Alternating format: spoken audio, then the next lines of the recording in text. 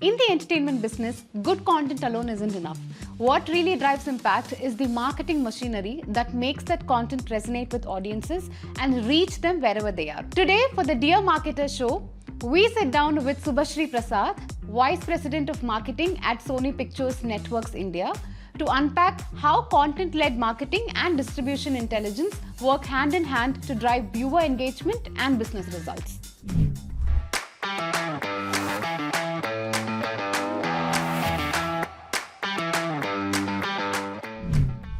Subhasri, thank you so much for joining me in this episode of Dear Marketer. I am overwhelmed to have you. Oh, thank you for calling me and having me. I'll ask you later, why did you pick me and how did you pick me? I think that's for later. Sure. So, this episode is very interesting for me personally as well. And after that, obviously you'll be putting it out and a lot of the audience is going to love it for sure. But I personally went and saw, and there's not much talk online or any videos that I can really sit and have a in-depth understanding of how marketing happens in the entertainment space. And you are going to complete your 10th year mark in Sony. I saw on your LinkedIn it was 9 years and 11 months. I was like, next month she's going to complete a decade in Sony. Yeah. What keeps you excited to keep going on and on and on for a decade in the entertainment space? There's so much content, there is so much of newness, there is so much dynamism, there is so much happening every day. We think, okay, this is done and now we're going to do something. Maybe, we'll just go back and finish that one report I wanted to read and maybe just go back and work a little more on something else. And no, bam, there's something new that is happening and again you're back, into the grind. This is my longest stint, by the way. Thanks for reminding me. Okay, so you have expertise in retail, fashion. Now you're in home furnishing as well, and then here in entertainment. How was it all different, or was it all the same? Customer, that's the core. Problem statement, that's what is really why you are there. Customer and market alignment and business objectives. Okay. What is the business objective and what is it that we are doing as marketeers to align that business objective to the end consumer? I think that's the basic mantra, right? Right. The similarity between a retail or a consumer electronics so in retail it's fashion, it's been home.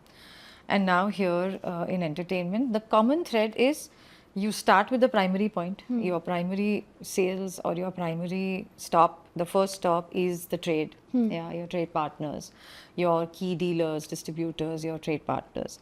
Then the next in line, which is your retail layer, which is either your retail stores or it is in our case, in the entertainment industry, we call them the local cable operators or the LCOs or the dealers, the dealer points.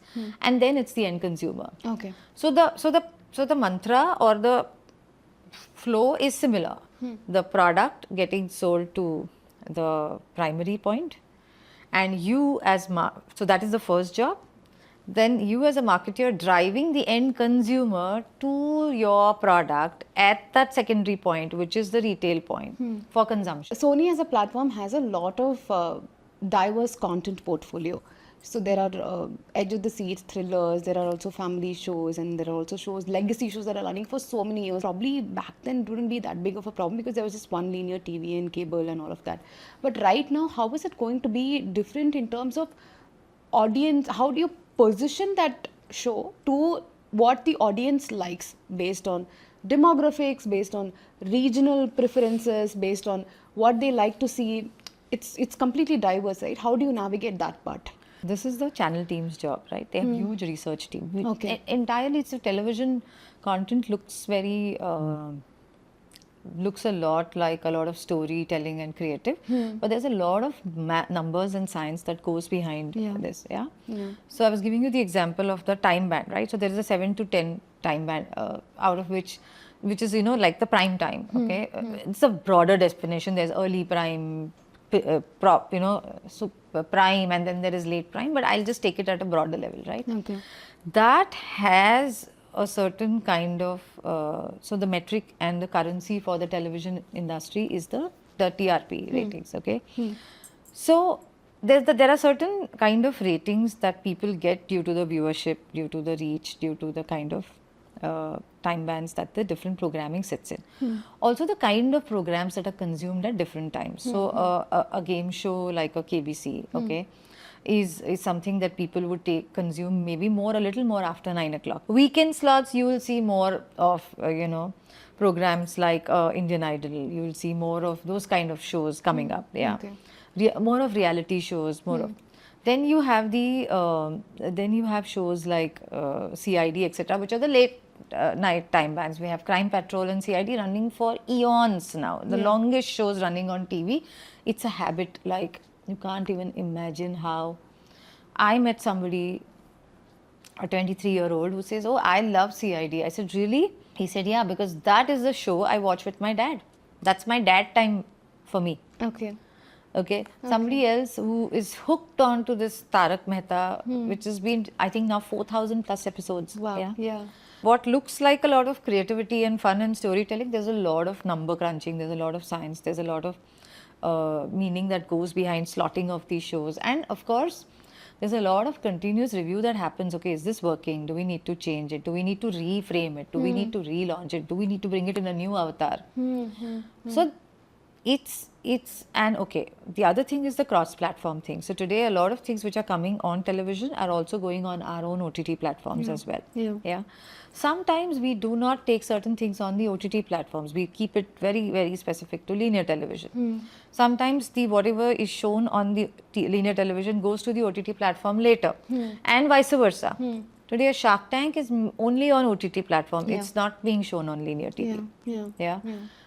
So it's different engagement metrics happening. So the TG part, which you asked me, the Gen Z is anyways not consuming any of these things. The Gen Z is consuming shorts on Insta, on YouTube, Snapchat. They're on other platforms, like some of the more evolved Gen Zs are on the metaverse platforms like Roblox and Discord. So they are completely in a different space. But for the rest of the larger things, larger group of people, it's a lot of language content. It's what is available, how are they able to consume it on their own devices if they are not consuming it with family, or are they only consuming these things with family. Also done a lot of things for people. That in itself is a marketing strategy, curate content based on what your customer is asking for or is actually interested in. Something that's there I want to quote Steve Jobs. Okay. I'm a big believer. The customer may like a lot of things, but does the customer know what he wants? I don't think so. Okay. So I think that balance you bring between like and want is really where the So job when is. the customer, you were saying, is a little unaware of what they want, how do you know as a marketer that, okay, this is what you want? That's where the risk taking, the innovation and everything comes in, no? That is really, as product owners, that is really the job. So, but that can still bring in data. You can still extrapolate from some other data, some relative data, right? And that's really how you, so otherwise innovations would have never happened. Right. If we all went and said, oh, customer wants this, so let's give them this. Everybody will give them that. Where is the innovation? True. Yeah, makes sense. Is TRP still relevant, and what are the other metrics that, with the digital platform evolution, that you are tracking in the marketing domain? TRP is the currency that drives the industry. Whether it is our the distribution side, the ad sales, the everything. Whether the show should stay on air, should the show be taken off air, should the show be rehashed, should it be sold off, should it be, everything. Right. But with the whole screen time and the consumer's mind space getting shared across so many platforms, there is a discussion which is going on for quite some time called cross-platform measurement. So let me take the example of KBC, right? KBC gets shown on linear TV and on Sony Live, correct? Which is our OTT platform. Yeah. So if I want to know how is KBC performing, and I am taking only I'm looking at only the performance on Live or on my linear, on SET, which is my linear channel, it's incorrect today. And the two separate metrics are sitting separately. Right. Is there a way to have a cross-platform measurement where I can, kind of work on it together and look at it at as one dashboard, and then actually arrive at decisions as the product owner, okay, on how do I need to drive the next steps, what is it that I need to do? That is really what is getting worked on. So I think very soon, maybe maybe a year or even earlier, I don't know, cross-platform measurements will start coming in and start kicking in for the larger content pieces. Now I have to talk to you about SPNAs. That's something that you've been pursuing very passionately right now, and it's an engagement platform where for your trade partners and then it's distributors and all of that. So can you talk to me about the initiation of it and also about how you're measuring success in that? Genesis of SPNAs happened is, I think this is 2017, 18, when apps started becoming the way of life. Yeah. So, okay, apps are there, apps started becoming a way of life. And there's also something where people said, oh, but you know, if I'm not using the app, I'm going to offload it. I don't have so much space on my phone. Right. Yeah. I can't keep so many apps. Who sees so many apps? You know, all those kind of things. So, we are grappling between all of that. That's one side of the story. And the other side of the story is me constantly doing various things, okay, to engage with the last mile, like I keep saying. You know, my primary trade partners, we are regularly in touch with, we engage with. But there are more than 1 lakh local cable operators in the country. Look at that. Each of those local cable operators is selling more than 600 channels. Yeah, a guy sitting in Punjab is not just selling all the national channels, but also selling the local Punjabi channels, which are relevant only to his state. Yeah. A Maharashtra, guy sitting in Maharashtra, a guy sitting in UP, and then there is news and there is sports and there is so much, and their own local channels. That guy loses track whether FIFA is coming on Sony, FIFA is coming on some other platform. Is there was a time when there are people who are arguing with us, oh, KBC is on Star, it's not on Sony, because when it started in India, it came on Star, and then Sony bought over, and it's been with Sony for the longest time. So, and you know, the importance of going and speaking to the last mile I told you before also, I believe it going on the shop floor, and so I believe in going and speaking to the local cable operators. So, couple of times I spoke to the local cable operators, I realized this guy knows the program, but he doesn't know which channel he's selling. For me, my business, that is very detrimental. How do I keep him engaged? How do I start talking to him? How many posters will you send that person, or how many people can go and reach out to each of these guys? It's not physically possible. True. Yeah. And thanks to the digital age, we said, let us have an app which completely talks about everything that happens to Sony, and it is on his fingertips. It's not even him, it's his collection boys who go out door to door, or there are calls coming in from customers saying, you know, I need this channel is off air, why should I subscribe to this channel, why should I buy this channel? That boy needs to know. Yeah. How does he know? At least if he has something ready right now, he's not going to go searching on Google, going on your website to see what shows are there. Yeah. If I keep notifying him every day, that's the beauty of having. So we said, let's create an app and let's have a platform. People will evolve. A lot of people said, oh, but they don't see all these things. I said, it's okay. It was majorly offline, right? And then after the invention of, advent of your platform, this was one of the biggest issues of media houses on distribution, when it was mostly offline, where you need to have that personal relationship with those people. Even today, that personal relation is there. But that personal relation can get a lot of more meaningful conversations because the guy is already there. There's a platform, common connect. See, the other thing is, how do I engage that guy? Yeah. There's somebody sitting in Imphal. He wants posters of the Durand Cup, which is coming up. I'm not making Durand Cup posters because Durand Cup is seen only in Kerala and West Bengal. Yeah. So even the mainstream sports content guys are not going to promote it maybe beyond a certain point. But that guy wants. Should I say no to him? So and today my app, actually I get queries like that from these guys. There are already 12,000 plus LCOs in Q2, and we are looking at now aggressively taking that forward. Okay. After COVID happened, people have become very, very comfortable with digital platforms. Earlier it was a challenge. Right.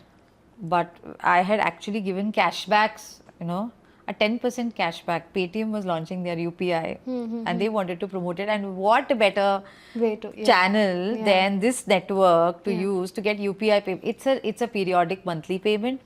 People give cash. Instead of that, you're allowing them UPI. It is so convenient. Yeah. And they wanted to obviously get customer acquisition. This was the lowest customer acquisition channel that they could think. So we're talking about bottom of the funnel engagement. Totally. The toughest, I would say, to keep them engaged with you, to make sure they're like sticking with you. It's the toughest out of all of those things. And physically going out and talking to people, how many more feet on street do I hire? Yeah. You're also building a closely knit community of all Yes, of them. it's absolutely with the nail on it. It's actually community building. Yeah. So then there are influencers. Ad films in general, I really love watching them because there's always a sense of humor into it that you kind of talk about, and the audience will be able to connect more to it. You can't just go and say that these are the features, buy my product, and it's especially now it's just too on the face and people will probably swipe it away and go. So I am a fan of how ad films are done, how the shoots happen. I have also been in touch with a few of very good marketing agencies in India, have had a few shoots with them as well. So their side of the client comes in, we pitch, there are a lot of discussions that happen. Yeah, that's the brief story that I got. But I want to know from a marketer's lens how everything happens. Tell me something about the behind the scenes as well. Any ad film. I've done ad films for Bombay Dyeing, I've done ad films for D-Decor. So it's obviously, of course, it starts with the product. It starts with the problem statement also. Yeah, I want to promote a collection. I want to showcase my entire range.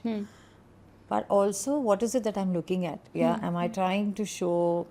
So when I did this film for Bombay Dyeing, we were looking at kind of bringing a whole new positioning to Bombay Dyeing. We wanted to somewhere also kind of bring the Bombay Dyeing stores which are there to the front, and showcase Bombay Dyeing as a home furnishing brand and not just a bed and bath brand, So we said we created this whole new line called Happy Home to You. Okay.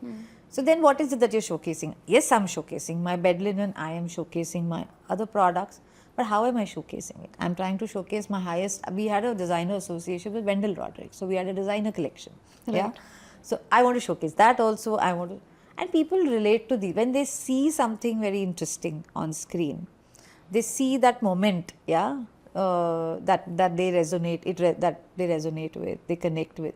Everything around that kind of is what they take from it, right? So those small nuances that you work on, and that also is a very big function of consumer insights and research. Okay. So it's a whole series of this thing, basis which the storyboarding gets done, where the agency plays, of course, a very critical role. Then, of course, the client, people like us come in with saying, this is all great, but on every screen, when the final film is edited, I want my Bombay Dyeing logo sitting somewhere on the corner because maybe the guy is going to change the channel, but by the time the last part comes, the end slate comes where I'm talking about the brand. So those kind of things as well, the ROI part kicks in as well. Yeah. When we worked, and of course when working on a campaign like D-Decor where we worked with Shah Rukh and Gauri, they were our key protagonists. That was a very different experience, working with somebody like a Shah Rukh Khan who feels so larger than life, like a celebrity, but he's such a wonderful professional person to work with. The way he worked with us during the film, the way he got Gauri to, do things, and the way he made her comfortable, and the way she brought in that whole glamour and the whole meaning to that entire thing, the kind of chemistry that they brought to, the storyline, the way the products got showcased along with it. So it's a lot of work behind the scenes, right? That is what is happening there. The agency and the DOP and the creative director really have to ensure that they're delivering what we want. But before that, the amount of work that we put in, right from shortlisting the product, what colors are going to look nice, do I want to showcase this collection, but you know what, this collection does not have these things and I want to showcase this collection. So how do you make this collection look pretty? So you showcase your best, and you also showcase something which is very good but not selling the best. That's also the rule of marketing, right? True. So all that kind of, so much of method, research, insights and hard work goes behind getting that 130-seconder or 145-seconder out on the screen. So it's a lot of fun. It's only a lot of behind the scenes. I know, I can imagine that. When you're talking, right, there's a lot of enthusiasm that comes out, especially when you're talking about a program that you built, there is a lot of sincerity in your answer that I can see. And when you're talking about an experience, like a creative output that you've put out, I can see an excitement that's coming out. So I normally believe marketing has to start with creativity, and then you will have to end it there with that, strategy or whatsoever. Because if there is that creative idea is not there, then there's nothing, especially in B2B marketing, it gets a little dull, to be honest. So how do you keep reinventing that? There's a frame like, okay, B2B marketing will only be this. There's always these norms, like, it needs to sound professional, to corporate, to this, to that. But that's not what end of the day, an audience who's consuming it is also human. So B2B marketing has to also be humanized, now that you are in B2B space as well. Just to give you one little insight, two parts. One, you said you have to be creative. Yes, you have to be creative. So creative is the outfit that you put or dress the problem statement in, right? To bring the solution. Yeah. So creative is the creative solution. Yeah. Talking of B2B, one more thing is we launched the 10 Sports Network. We bought it from Z. Okay. Yeah. So we had to do a launch. So one launch happens is the consumer launch, which happens on air, which is the larger this thing. But the primary launch is also launching Sony network, launching 10 sports as a network of 5-6 channels. At that time, when we bought it, we had 10 golf also. So that entire bouquet of the sports channels, we had to launch it to the trade. And also the fact that it's moved from Z to, we bought it, Sony has bought it. So the whole repackaging, rebranding and everything. What did I do? It's a trade launch. You will do presentations. You will show that, okay, I have 10-1, 10-2, 10-3, I have 10 golf, I have all of that, right? Instead of just showcasing it in the same cut and dried manner, created a fashion show. Okay. Not just a fashion show of any this thing, but each of our properties. So I actually got, so for the football segment, which was going to be majorly on 10-2, okay, that was the segment. We actually had the models wearing capes, the entire football gear, the headgear, playing, dribbling. We had people dribbling footballs and, doing all that on the ramp. And their everything that they were wearing was made by somebody who makes clothes for fashion shows. Wow.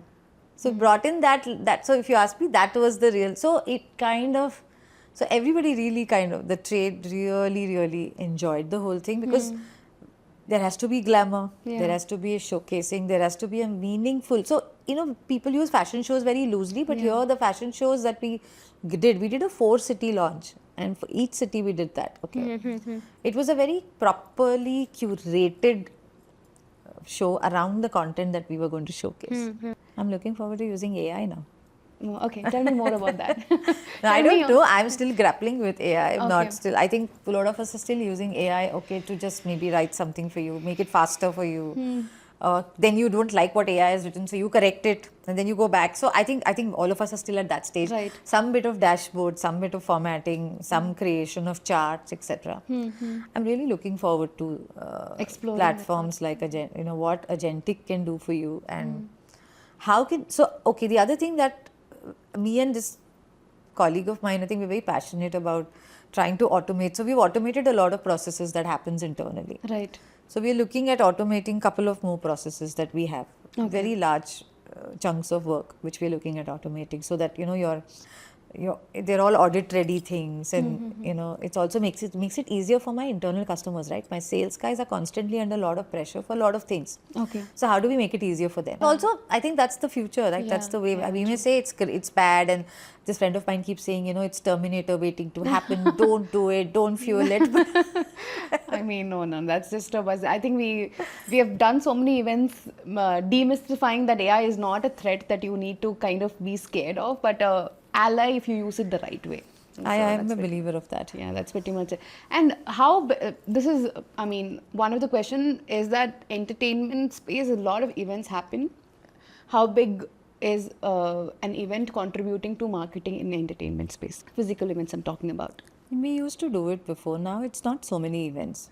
Launch events, etc. are also not so many. In fact, I myself, during the pandemic, because the people are, a lot of shows started getting into the rerun modes, right? Yeah. We had to show repeats because there was no shoots happening. But the operators were still going to their control rooms to ensure that the TV was on because people were at home. Yeah. But they were not able to collect money. See, that time they were still not digitally savvy. Yeah. So we got messaging celebrities to message saying that they're continuously working behind the scenes. Please support by paying them, so on time. So that one. The second thing which happened to events is, I have actually created a lot of virtual events today. Okay. So recently we had a virtual event where my cable operators from Bombay, Delhi, got to speak to Ajay Jadeja, Sabha Karim, okay, over we call it Nukkad Live. So Nukkad was our, oldest, one of our old shows, and Nukkad is the name we use for our town halls, where our management and people come and speak to our employees. Right. We used to do these small local events where we used to have show launches and things. Today we are doing it all virtually. Okay. So Is it as effective as it was when you were doing a physical event? the good part is I can get a lot of people to engage. People get to see and speak. The conversations are more free flowing. Right. During the pandemic, there is this very popular Sony Marathi show called Maharashtrachi Hasya Jatra. It's a comedy show. Yeah. It's so popular, and those people at that time when the artist started, people didn't know them, but today they are huge celebrities doing shows across the world. Yeah. They curated a special act of 35 minutes just for this virtual session. We did 3 rounds of that with 3 different groups of operators, and they were so thrilled because that is, so what happens, the good part about a virtual event is, I want to ask you a question. I may not be able to do it in a physical event. Yeah, you might shy away or... No, not only that, sometimes it becomes just not possible only, right? You can't get across, you can't go there, there's so much of security, Right, this, yeah, that. yeah. Those people are in a rush, they're going to move away, there are photographs happening. There's so many things that happen in a physical event. Yeah, true. But in a virtual event, it's so easy because you're putting the questions out and then you're speaking one-on-one. To these guys, and they sometimes ask the simplest question like, what is it that you like to eat? What is your favorite food? It's a very simple, may sound silly, but that person wants to ask that question to the artist, and even the artist feels very happy answering these kind of questions. Yeah. That brings us to the end of our main segment. Wow, what a... I mean, a lot of insight. This is very new for me, to be honest with you. All the way things are done in the entertainment space. Very obviously the strategy and all of those flow and whatever you're going to do, end of the day, it goes via the funnel. The basics are the same, but how it's done is very interesting and very new to me. So it was wonderful. Thank you. I hope I didn't give you too long answers, which you may want to. No. There were a lot of anecdotes in whatever you said. You know, obviously you know that better. So when instead of giving that gyan, when you infuse it with a little bit of storytelling, it gets interesting for the audience to also listen. So I think it's going to be wonderful. Let's hope so. So I have a few rapid fire questions for you. I'm going to ask them one after the other, expecting for quirky, quick answers. Let's hope so.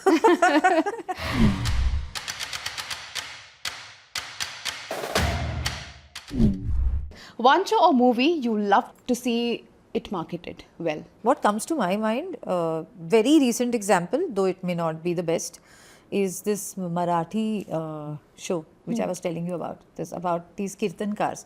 Something very deep rooted in the cultural thread. Something which a lot of people know, may not know, or whatever. I just felt it could have been marketed better. Red carpet event or a TRP spike? What feels more satisfying? No, I think a good red carpet event after a TRP spike or a red carpet event leading to a TRP spike.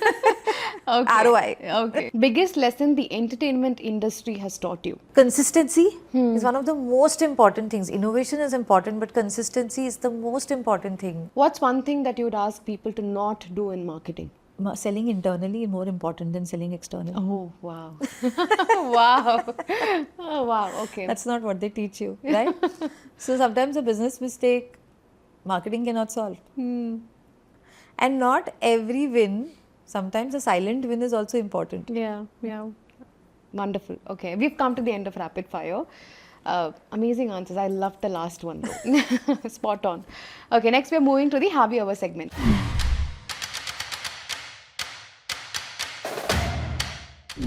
I've got 3 placards with me. This is the thumbs up placard. Thumbs down if you haven't. And if you don't want to answer, there's an inverted smiley. Okay, so I'll hand them over to you. Have you ever had a campaign plan flipped because of a spoiler? Yes? Okay, so how did you, I don't want to know what it is. I'd obviously not ask you that. But how did you, what are the strategies that you used to kind of flip it back? No, we changed the whole strategy. We were attempting a Guinness record. Oh. Got cancelled in the last minute because of something else. So we just continued with the activity. We didn't attempt the Guinness. Right, okay, got it. So, second one, have you ever had to convince a creative team to tone down or change a promo last minute? All the time. All the time, yeah.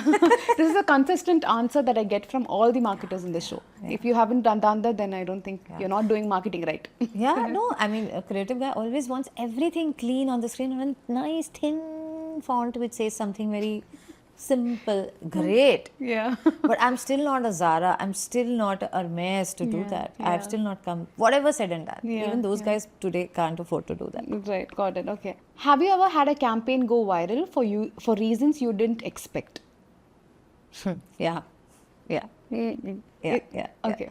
Not the best campaign, but yeah. Do you want to share what it is? This is 2018 when we were having a dispute with one of our partners. I'll not name them. Yeah. And that time again, our team not believers in Twitter. Okay. And we went on Twitter all out. And we were getting customer queries on Twitter. We were responding on Twitter. Okay. Went on and on and on and on and on. And finally the dispute settled. Okay. But we were still going on Twitter. Okay. So somebody came and told us, can you stop? The battle is over. Okay, wonderful. Okay. Last question. Have you ever been starstruck at a campaign shoot? Yeah, with SRK. Oh, he just told Not me. because of fact that he's SRK, because of how professional, how easy he was to work with, and the way he transforms in front of the camera and the way he is otherwise. You know, when he's talking to you, he's just like talking to you like you and me, so humble, so down to earth, so professional, so much. He's like a team player. Yeah, there is. I think everybody who knows me this. I'm a very, every girl would be at this point in the country, in the world, I guess, big diehard fan of like Shah Rukh Khan. I take a lot of personal branding lessons from him. There's a lot of things that you can learn in terms of how he positions himself and how well read and aware he is. So yeah, a lot of personal branding. Obviously, in the field of marketing, I get a lot to learn from him. So yeah, wonderful. We've come to the end of the episode. So happy to have you. And I think all my thumbs up only. yeah, it was all thumbs up. Yeah, and you were also very honest about what they were also. So certain people would be like, no, I don't want to share it and all that, but you did. So it was a very friendly conversation that I thank you for. But I making that don't easy. believe in hierarchies. My team also, I don't work like that. I believe in, they all hate it. I believe in what is called FPR, first person responsible. So if I am responsible for doing something, the most junior most person in the team can walk up to me and say, "Iska kya hua? Kyun nahi hua?" Okay. I don't believe in all that. Okay. So wonderful talking to you. Same here. Thank you so I much. hope I was able to do justice to your rapid fire. I think I was the slowest there. No. I think it was spot on. I loved your last answer, like I told you, and wonderful to have you. And thank you so much. Thank you so much for having me. But I'm curious to know, and I think I should have asked you this before, as to why did you pick me? Okay, I'm usually in the question asking the question part, but the first time I'm answering though. First thing I came across your profile on LinkedIn, and I think there was someone mutual connection or something of that sort, and I was looking through your LinkedIn and I saw your bio, and probably if I was thinking if it was somebody else in the same position as they were, they would probably be flaunting it left and right, flexing it on LinkedIn, posting every day or probably at least every month of whatever achievements they've been doing so far. But I felt like this woman had achieved so much, has done so much, so many work, has got that, accolades of, having worked in different companies. But there's just so little she talks online. And what does she have to offer if I put her on screen? Maybe that would be more interesting to know. That was the main reason. Should I talk more on LinkedIn or should I not? I should talk more Well, on camera. you weren't talking more on LinkedIn because, see, there are obviously in the field of marketing, like you said, we sell internally, we also sell externally, we sell everywhere. We, especially with personal You're branding. selling to the sales guys, huh? Yeah. I always tell that to my boss sometimes. That I have to sell to the best salesperson in the country. It's so difficult, my task. Yeah, so when people are out there on LinkedIn sharing everything day-to-day basis, their opinions, etc., I was very curious to know what a woman like you holding that position, having been through that 20 years of journey, who had very little to say on LinkedIn, but will definitely have something if I call her in and talk more. Yeah, interesting. Yeah, I enjoyed. I loved talking. I was also supposed to be the most talkative kid in my school. So. Oh, okay, it helped me anyway in the show. So, okay, thank you so much, Subhasri. Thank you so much.